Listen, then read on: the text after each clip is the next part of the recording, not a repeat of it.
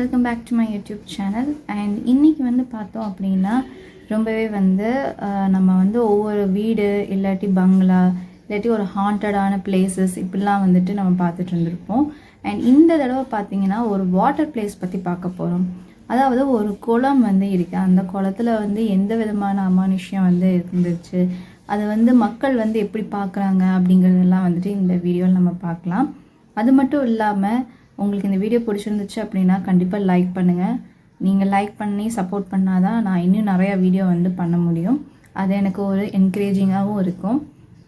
First பார்த்தோம் அப்படின்னா வந்துட்டு என்னென்னா, இந்த குளம் வந்து எங்கே இருக்குது அப்படின்னா கேரளாவில் இருக்குது. கேரளாவில் திருவனந்தபுரத்தில் காரியவட்டம் கேம்பஸ் ஆஃப் கேரளா யூனிவர்சிட்டியில் வந்து பார்த்திங்க அப்படின்னா இந்த இது வந்து அமைஞ்சிருக்கு. இது வந்து பார்த்திங்கன்னா இந்த காலேஜ் வந்து கிட்டத்தட்ட வந்து 420 ஏக்கர் வந்து பரப்பளவில் இருக்குது.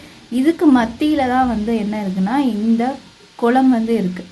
இந்த குளம் வந்து பார்த்திங்க அப்படின்னா யாருமே வந்து யூஸ் பண்ணுறது கிடையாது. ஏன் அப்படிங்கிறத வந்து நம்ம இந்த வீடியோவில் பார்ப்போம்.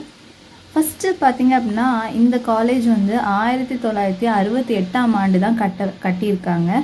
இந்த காலேஜ் கட்டுறதுக்கு முன்னாடி 1950 என்ன நடந்திருக்கு அப்படின்னு பார்த்தோம் அப்படின்னா, அங்கே வந்து பார்த்திங்கன்னா அப்போல்லாம் வந்துட்டு ரொம்பவே ஸ்ட்ரிக்டாக வந்து இருப்பாங்க வீட்டில் எல்லாருமே. அதுவும் இல்லாமல் இங்கே வந்து பார்த்திங்க அப்படின்னா ஹேமாவதி அப்படிங்கக்கூடிய ஒரு பெண் வந்து வாழ்ந்து வந்திருக்காங்க. அவங்க குடும்பத்தில் நிறைய ஆட்கள் இருந்திருக்காங்க. அவங்க ஒரு பிராமண குடும்பத்தார். அதனால் பார்த்திங்க அப்படின்னா இந்த மாதிரியான மற்ற கேஸ்ட்டை வந்து இது பண்ணக்கூடாது, கல்யாணம் பண்ணக்கூடாது, லவ் பண்ணக்கூடாது அப்படின்னு சொல்லிட்டு நிறைய விஷயங்கள் வந்துட்டு ஃபாலோ பண்ணிகிட்டு இருந்தாங்க அந்த டயத்தில். ஸோ அப்படி இருக்கக்கூடிய அந்த காலத்தில் வந்து என்ன பண்ணியிருக்காங்கன்னா, இந்த ஹேமாவதி வந்து உயர் ஜாதியாக இருக்கிறாங்க. ஆனால் இவங்க காதலிச்ச அந்த நபர் வந்து பார்த்திங்கன்னா கீழ் ஜாதி சேர்ந்தவங்க, ஸோ லோவர் கேஸ்ட்டை சேர்ந்தவங்க. அதனால் பார்த்திங்க அப்படின்னா அவங்க வீட்டுக்கு இந்த உண்மை தெரிய வருது. வீட்டுக்கு உண்மை தெரிஞ்சதுனால இவங்க வந்து சொல்லியிருக்காங்க, இந்த மாதிரி எனக்கு அந்த பையனை பிடிச்சிருக்கு, நான் அந்த பையனை தான் வந்து கல்யாணம் பண்ண போகிறேன் அப்படின்னு சொல்லிட்டு சொல்லியிருக்காங்க.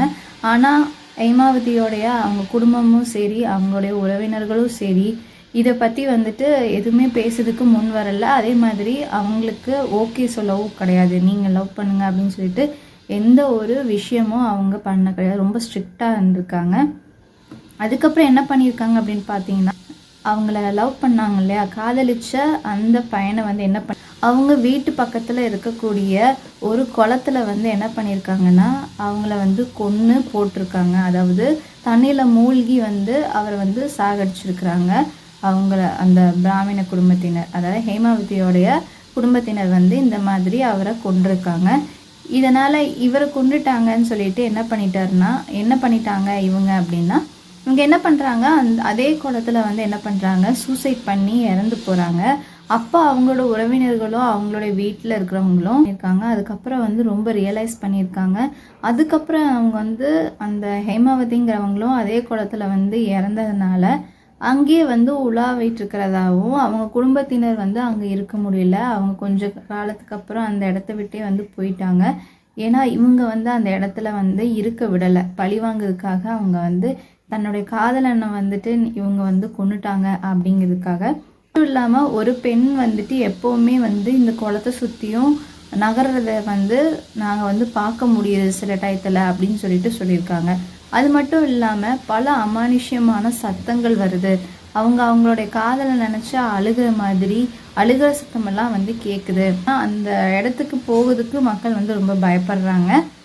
இது மட்டும்தானே அப்படின்னா கிடையவே கிடையாது. அந்த காலேஜுக்குள்ளே இருக்கக்கூடிய அந்த கேம்பஸில் இருக்கக்கூடிய அந்த ரோடெல்லாம் இருக்கும் இல்லையா, அந்த ரோடு வந்து பார்த்திங்க அப்படின்னா யாராவது இப்போது வேலை முடிச்சுட்டு ஒரு ஈவினிங் நைட் டயத்தில் போகிறாங்க அப்படின்னா அங்கே வந்துட்டு ஒரு பெண்மணி வந்து ரோட்டை மறைச்சிட்டு நிற்கிற மாதிரியோ இல்லை ரோட்டை ஓரத்தில் நிற்கிற மாதிரியான ஒரு சில அமானுஷ்யமான ஒரு அப்படின்னு சொல்லிட்டு சொல்லியிருக்காங்க.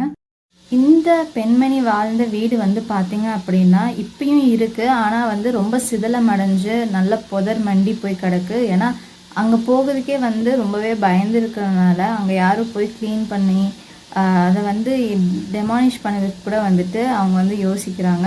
ஏதாவது வந்து அசம்பாவிதம் நடந்துடும் அப்படிங்கிற மாதிரியான ஒரு பயம் இருக்குது. ஏன்னா இதை தாண்டி இந்த குளத்துக்கு பக்கத்துலேயே அது இருக்கிறனால இந்த குளத்தை நினச்சும் அவங்க வந்து பயப்படுறாங்க. அந்த வீட்டில் தான் அவங்க பிறந்து வாழ்ந்த வீடுங்கிறனால அங்கே போகிறதுக்கும் வந்துட்டு மக்கள் எல்லோரும் வந்து பயந்துட்டுருக்காங்க.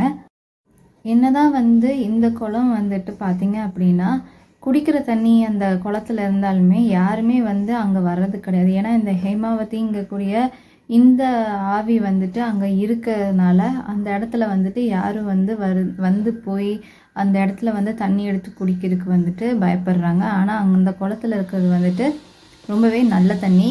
ஸோ குடிக்கிறதுக்கான பயன்பாடாக ஒரு காலத்தில் இருந்தது. இந்த மரணத்துக்கு அப்புறம் பார்த்திங்க அப்படின்னா அந்த இடத்துல வந்துட்டு யாரும் வந்து யூஸ் பண்ண முடியாத நிலைக்கு வந்து அந்த குளம் வந்து ஹாண்டட் ஆக்கப்பட்டிருக்கு.